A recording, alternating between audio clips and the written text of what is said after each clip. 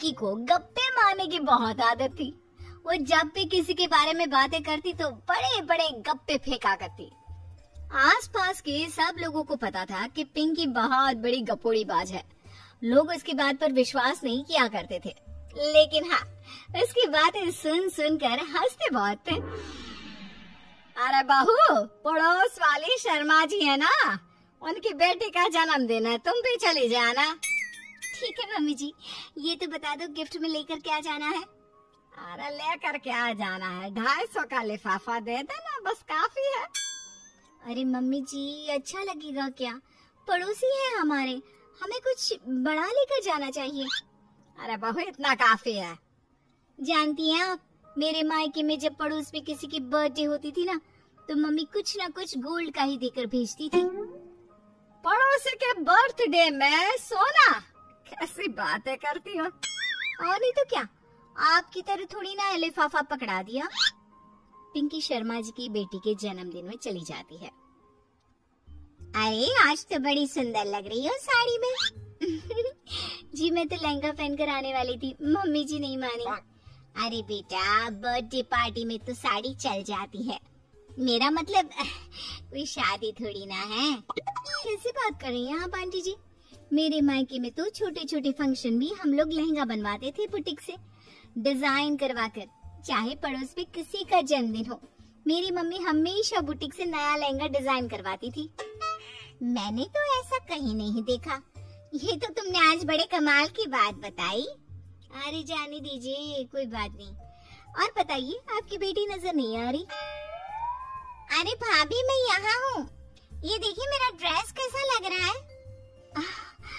ठीक ही है, मतलब बर्थडे के हिसाब से थोड़ा हल्का है ना। अरे भाभी, इतना सुंदर गाउन पहना है मैंने। मैं ना शादी से पहले अपने बर्थडे पर हमेशा जरी वाला लहंगा पहना करती थी। यही मैं तुम्हारी मम्मी को भी बता रही थी। इसके बाद केक काटने का प्रोग्राम शुरू होता है। सब लोग इकट्ठे हो जाते हैं। शर्मा जी की बेटी का केक देखकर पिंकी से रहा नहीं जाता। उसके अंदर का गपोड़ी बाज बाहर निकल कर आ जाता है। अरे इतना छोटा सा केक!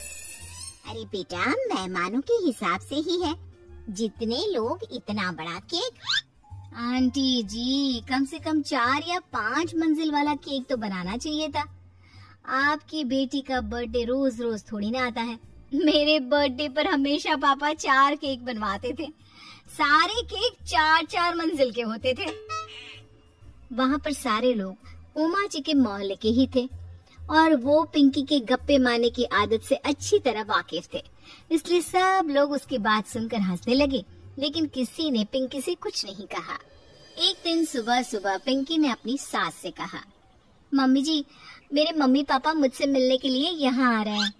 अरे वाह, ये तो बहुत अच्छी बात है। उनके आने की तैयारी करो, अच्छा अच्छा खाना बनाओ। वैसे कब तक आएंगे? मम्मी जी फ्लाइट से आ रहे हैं, कल शाम को 4 बजे की फ्लाइट है। फ्लाइट? लेकिन बेटा तेरा मायका तो यहाँ से 2 घंटे की दूरी पर है। तेरे मम्मी पापा फ्लाइट से कब से आने लगे? अरे मम्मी जी, आपको पता नहीं है, मेरे मम्मी पापा ना आधे घंटे की दूरी के लिए भी फ्लाइट का टिकट बुक करवाती है। अरे गप्पे थोड़े कम मारा करो बहू। कोई फ्लाइट से तब आएगा ना जब यहाँ पर एयरपोर्ट होगा। तुम्हारी मम्मी क्या उड़कर आएगी घर में? अरे हाँ मम्मी जी, मैं तो भूल ही गई थी। वो कहना मेरे मम्मी पापा हमेशा फ्लाइट से ही ट्रैवल करते हैं, तो मेरे दिमाग से ही निकल गया था। अगले दिन पिंकी के मम्मी और पापा पिंकी से मिलने के लिए उसके घर आते हैं।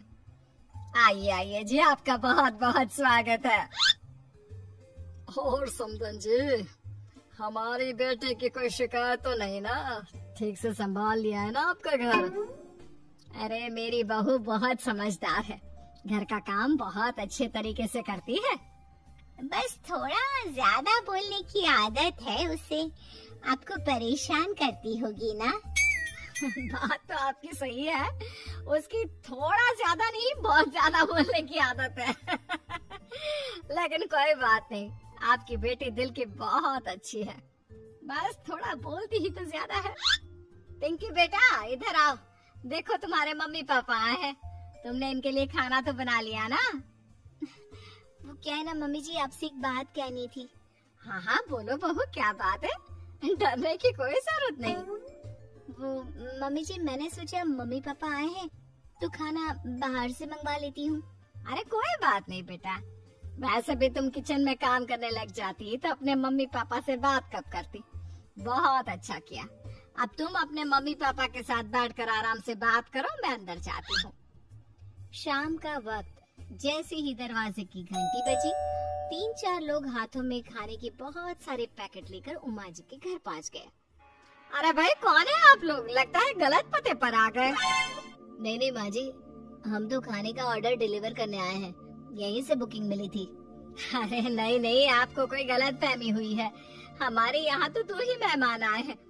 आपके हाथ के पैकेट देखकर लगता है इसमें 50 लोगों का खाना है। माँ जी, आपने सही समझा, खाना तो इसमें 50 लोगों का ही है, क्योंकि हमें ऑर्डर यहीं से 50 लोगों का मिला है। अरे लेकिन इतना सारा खाना, कहीं मेरे बहू ने अपनी गप मारने की आदत के चलते ऐसा तो नहीं कर दिया? ये खाना आप रख लीजिए और हमें हमारे पैसे दे दीजिए। अच्छा, वैसे कितने का बिल बना है? ज्यादा नहीं, बस 10,000 दे दीजिए। उन लोगों की बात सुनकर उमा जी पिंकी को आवाज देकर वहाँ बुलाती है। जैसे ही पिंकी वहाँ आती है, खुश होते हुए उन लोगों को वहाँ पर खाना रखने के लिए कहती है। अरे इतना सारा खाना क्यों मंगवाया बहू? अरे मम्मी जी, मैंने आपको बताया तो था, मम्मी पापा आए हैं तो मैं खाना बाहर से मंगवा रही हूँ। ये बात सही है बेटा, लेकिन 2 लोगों के लिए 50 लोगों का खाना? अरे मम्मी जी, कुछ कम पड़ जाए तो अच्छा थोड़ी ना लगता है, और मेरे मायके में तो ऐसा ही होता है, एक्स्ट्रा खाना मंगवाते हैं हम लोग। तभी पिंकी के मम्मी और पापा वहाँ पर आते हैं। अरे बेटा, एक्स्ट्रा खाना मंगवाने का मतलब ये थोड़ी ना होता है कि 2 लोगों के खाने के लिए 50 लोगों का खाना मंगवा लो। और बेटा, तुम्हारी गप मारने की आदत के चलते 10,000 का बिल आया है।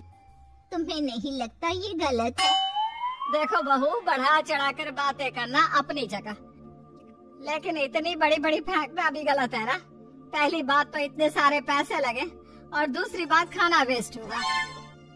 आप लोग ठीक कहते हैं, मैं आज के बाद अपनी इस आदत को कंट्रोल करने की कोशिश करूंगी और अब से गप थोड़ी कम मारा करूंगी। पिंकी की बात सुनकर सब लोग